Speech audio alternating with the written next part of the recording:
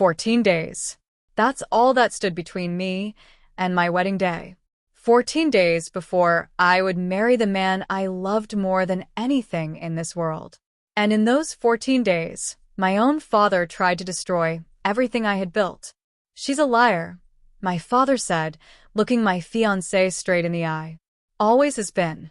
I sat there frozen, my heart pounding so hard I thought everyone in the room could hear it. My mother leaned close to my fiancé and whispered words that were meant to end my engagement forever. "She has a secret child," my father continued. "She's been hiding it from you this whole time." My mother nodded along, adding her own poison. "Don't let her trap you too." I didn't say a word. I just sat there, my hands shaking in my lap, watching the two people who were supposed to love me unconditionally try to burn my future to ashes. But what happened next, none of us expected. My fiancé stood up slowly. He didn't look angry. He didn't look confused. He looked calm, almost too calm. He reached into his pocket, pulled out his phone, and opened a photo. He turned the screen toward my father and asked one simple question. "Is this the child you're talking about?" The room went silent. My father's face went pale. And in that moment, I realized something I had never understood before. My fiancé had known the truth all along. The real truth. Not the lie my parents had built their entire story around.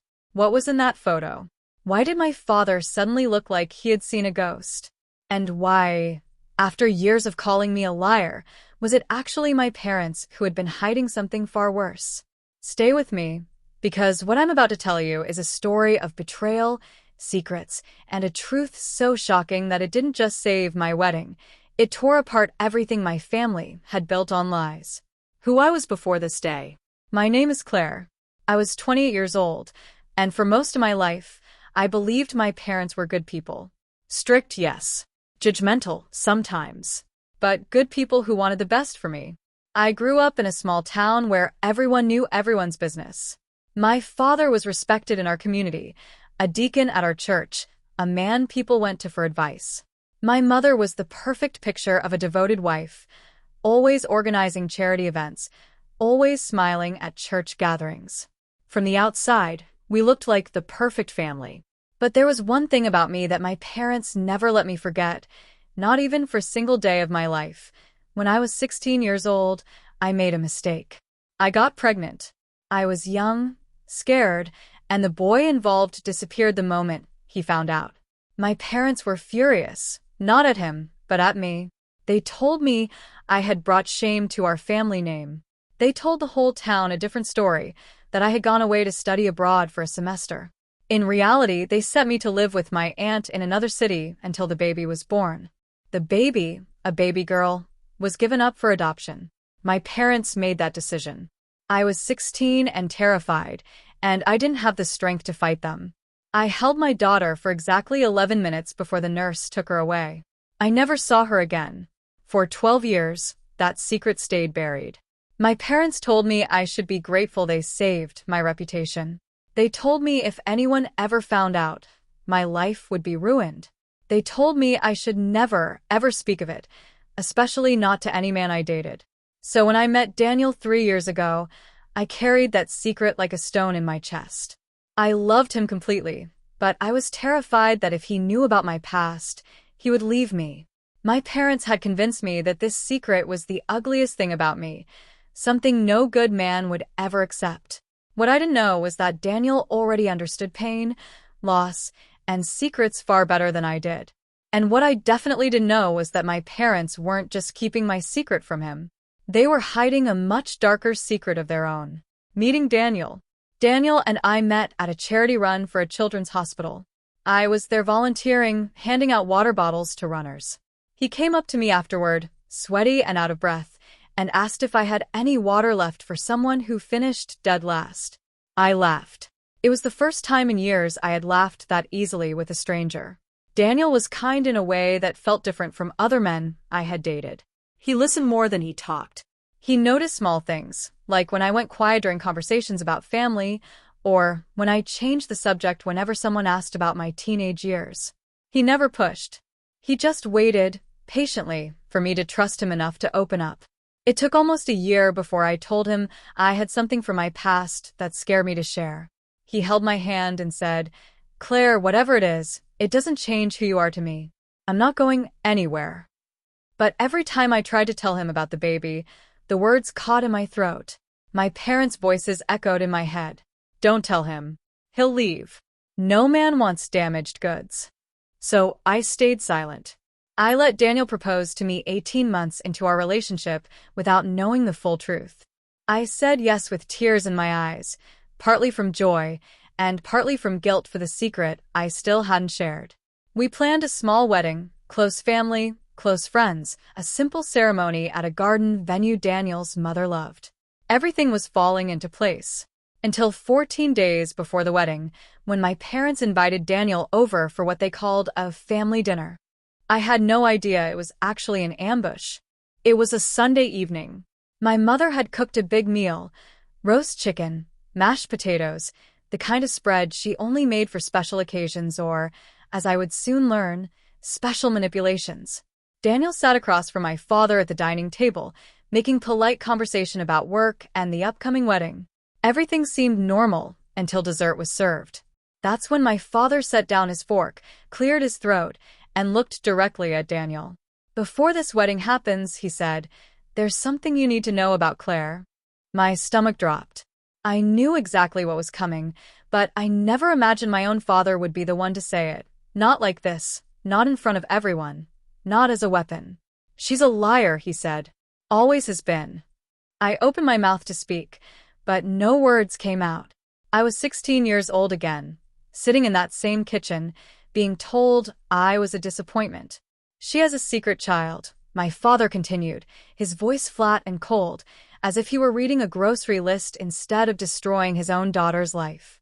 "She's been hiding it from you this whole time, probably planning to spring it on you after the wedding, once it's too late for you to back out." My mother reached across the table and patted Daniel's hand gently, a gesture that was supposed to look comforting but felt like a knife twisting deeper. "Don't let her trap you too," she whispered. "We just don't want to see another good man fooled." I sat frozen. 12 years of silence, 12 years of shame they had forced onto me, and now they were using that same secret as a weapon to destroy my future happiness. The cruelty of it stole my breath. I wanted to scream that they were the ones who forced me to give up my daughter. I wanted to scream that they were the ones who told me to keep this secret in the first place. But shock had locked my voice away. I just sat there, silent, waiting for Daniel to stand up, grab his jacket, and walk out of my life forever. But that's not what happened. Daniel set down his napkin slowly. He looked at my father, then at my mother, with an expression I had never seen on his face before. Not anger, not shock, but something closer to disappointment mixed with quiet control. He stood up from his chair. He reached into his pocket and pulled out his phone. And then he asked the question that changed everything. "Is this the child you're talking about?" Daniel asked, turning his phone screen toward my father. I leaned forward, my heart hammering, and saw the photo on the screen. It was a picture of a young girl, maybe 11 or 12 years old, with curly brown hair and a gap-toothed smile, standing next to a woman I didn't recognize. My father's face went white. My mother's hand froze midair, still hovering near Daniel's arm. "Where did you get that?" my father asked, his voice suddenly shaking. "That's not important right now," Daniel said calmly. "What's important is that you both just accused Claire of hiding a secret child from me, a secret you clearly already knew about, which means you've known this whole time, and instead of supporting your daughter, you used her worst pain as a weapon to destroy her wedding." The room was so quiet I could hear my own heartbeat. "I've known about Claire's daughter for almost a year," Daniel continued. "She didn't tell me herself, not yet. But I found out a different way, and I want to explain how, because it connects to something far bigger than any of you realize." He turned to me, his eyes softening. "Claire, I'm sorry I didn't tell you sooner. I was trying to find the right moment, and I didn't want to scare you before I had all the facts. I didn't understand what was happening. None of it made sense yet. How did Daniel know about my daughter? And who is the girl in the photo?" Daniel turned back to my parents, his expression hardening again. "About 8 months ago," he said, I started volunteering at a youth mentorship program for kids in the foster and adoption system. One of the kids I was paired with was a 12-year-old girl named Lily. My breath caught in my throat. Lily, my daughter's name, the name I had whispered to her during those 11 minutes I held her, the only name I ever gave her before she was taken away. Lily had been searching for information about her birth mother for years. Daniel continued. She found some old adoption paperwork her adoptive parents kept, paperwork that had a name on it. Claire Whitfield. My hands flew to my mouth. My birth name. My maiden name, before I had even met Daniel. When I heard her birth mother's name during one of our mentorship sessions, I froze, Daniel said, because it was the same name as my fiancé. The room felt like it was spinning. I gripped the edge of the table to steady myself. I didn't say anything to Lily right away, Daniel explained. I needed to be sure. I needed to understand the situation before bringing this kind of weight into Claire's life, or mine. So, I did some quiet research. I learned about the adoption records, the dates, the city where it happened. Everything matched. He looked at me now, his voice softening even further. Claire, I've known for 8 months that you have a daughter out there, a daughter who has spent years wondering about you, wondering why you gave her up, wondering if you ever think about her. Tears streamed down my face. 12 years of buried grief broke open all at once. I didn't tell you because I was scared of how you'd react, Daniel admitted. I didn't know if you even knew Lily's adoptive family had kept records, or if you'd be ready to face this. I wanted to give you time. But I also started staying close to Lily, building a relationship with her, because I couldn't just walk away from a child who was searching for answers, especially not when I realized she might one day be a part of our family too. My father, who had been silent through this entire revelation, suddenly found his voice. This doesn't change anything, he said stiffly. Claire still hid this from you. She's still. Stop, Daniel said, his voice sharp enough to cut through my father's words like a blade. Don't you dare turn this around on Claire. You and your wife are the ones who forced a 16-year-old girl to give up her baby. You're the ones who told her to keep it a secret for the rest of her life. You're the ones who just tried to use that pain as a weapon to break up her wedding, not because you cared about me knowing the truth, but because you wanted control. You wanted to keep punishing her for something that happened 12 years ago, something that was never even her fault alone. My mother's face crumpled. We were trying to protect this family's reputation, she said weakly.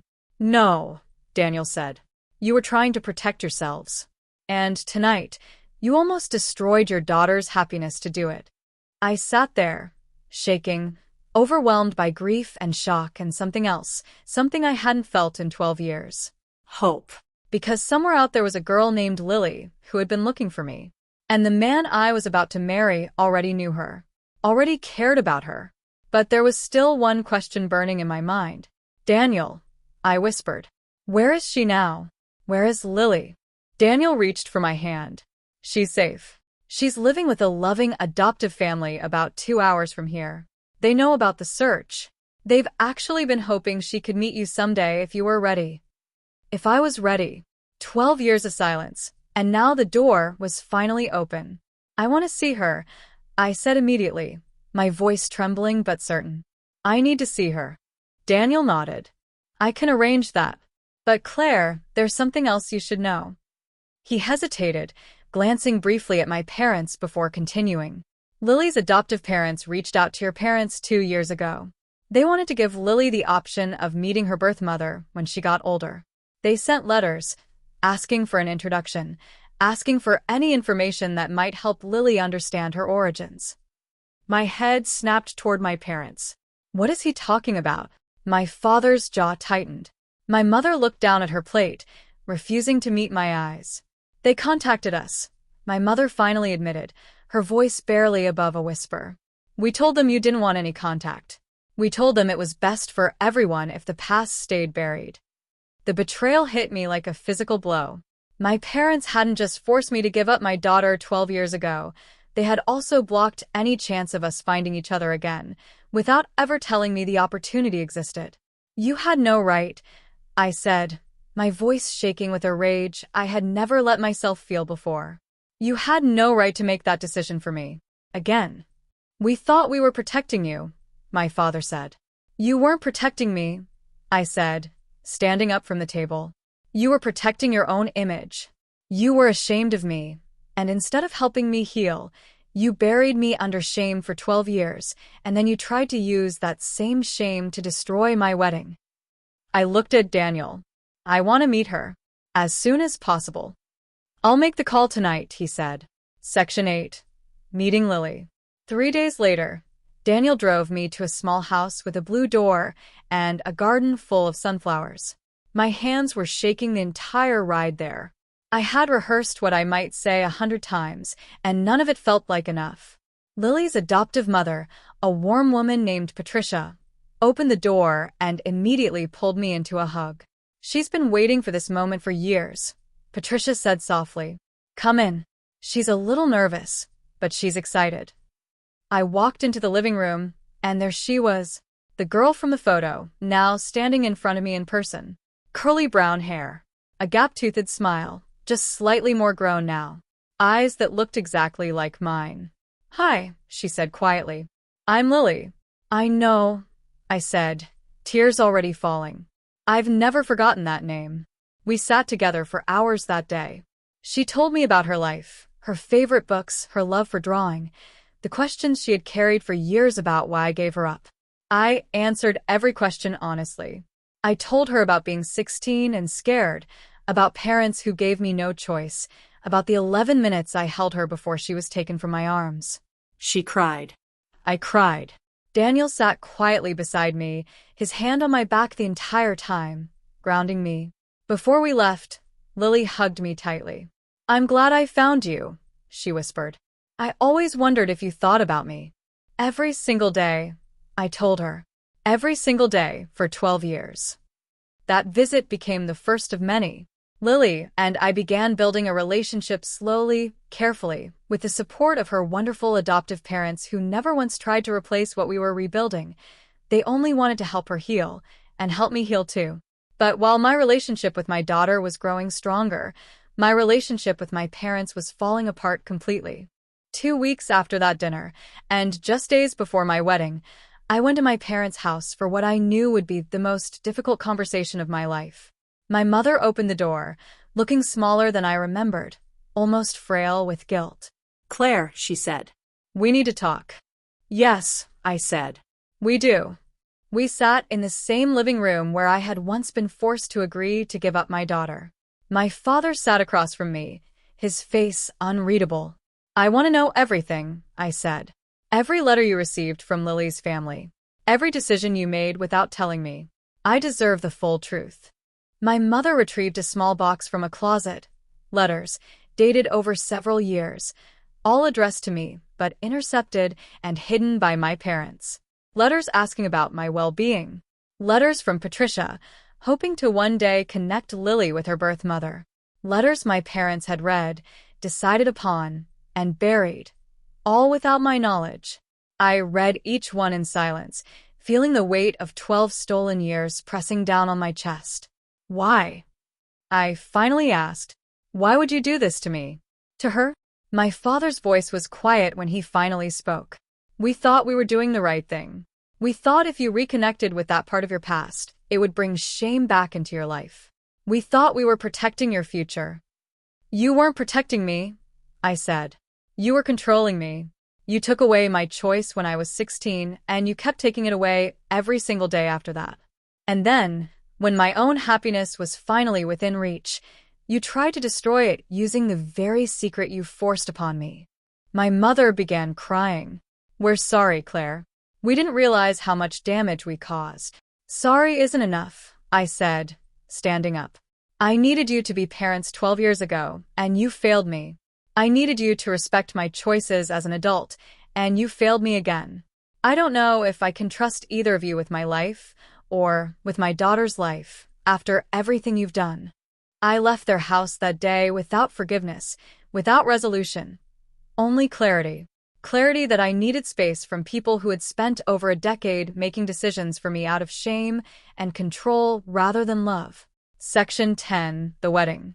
My wedding day arrived under a sky so clear and blue, it almost felt like a sign. The garden venue was decorated simply but beautifully, White flowers, soft lighting, rows of chairs filled with people who genuinely loved and supported me. My parents were not invited. It was a decision I made carefully, painfully, but necessarily. I needed my wedding day to be filled with people who lifted me up, not people who had spent years trying to keep me small and ashamed. Instead, in the front row, sat someone I never imagined would be there. Lily, wearing a soft yellow dress, sitting beside Patricia and her adoptive father. My daughter, watching me marry the man who had unknowingly become the bridge between us. As I walked down the aisle, I looked at Daniel standing at the altar, and I felt something I hadn't felt in years: complete peace. No secrets standing between us. No shame hanging over my head. Just truth, finally fully spoken. During the reception, I made a small speech that I hadn't planned, but felt necessary. For 12 years, I said, my voice steady despite the tears in my eyes, I carried a secret that I believed made me unworthy of love. I was taught that my past was something to hide, something shameful. But today, I stand here surrounded by people who taught me something different, that the truth doesn't make us unworthy. It makes us human.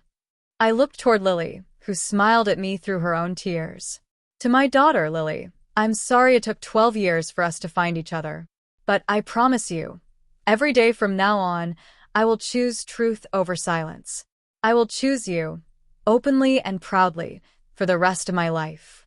The room erupted in applause, many guests crying along with me.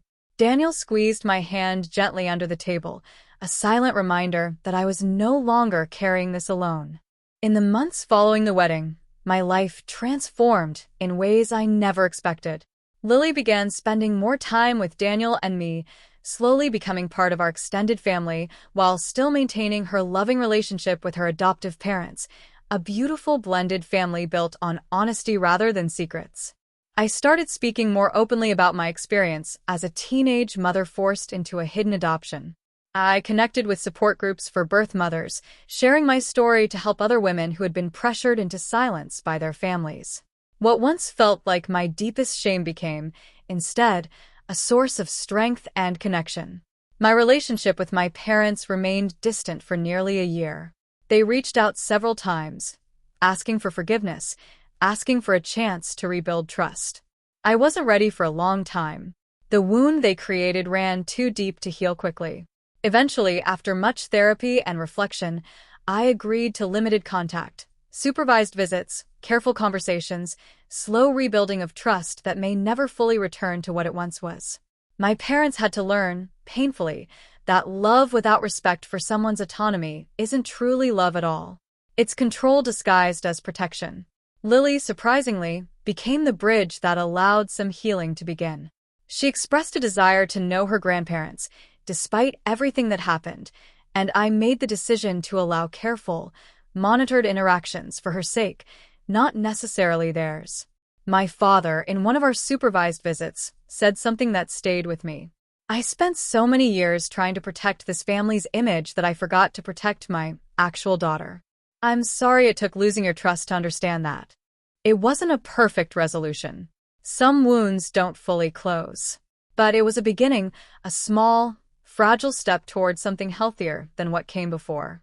The moral: what this story teaches us. Looking back now, years later, I understand something I couldn't see clearly when I was 16, or even when I was 28 sitting at that dinner table being humiliated by my own parents. Shame is a weapon that only works when we agree to carry it silently. For 12 years, my parents used my silence as a tool of control, convincing me that my past made me unworthy of love, unworthy of honesty, unworthy of happiness. But the truth, when finally spoken, didn't destroy my relationship with Daniel, it strengthened it. The truth didn't push my daughter further away, it brought her closer. The truth didn't ruin my wedding, it gave it meaning that no amount of secrecy ever could have provided. If there's one thing I hope anyone watching this takes away from my story, it's this: secrets forced upon us by shame are not protection. They are chains. And the people who truly love us will not abandon us because of our past. They will stand beside us as we reclaim our truth, just as Daniel stood beside me. My parents believed that hiding my daughter's existence would protect our family's reputation. Instead, their secrecy nearly cost me everything that mattered, my future husband's trust, and 12 years with my own daughter that we can never get back.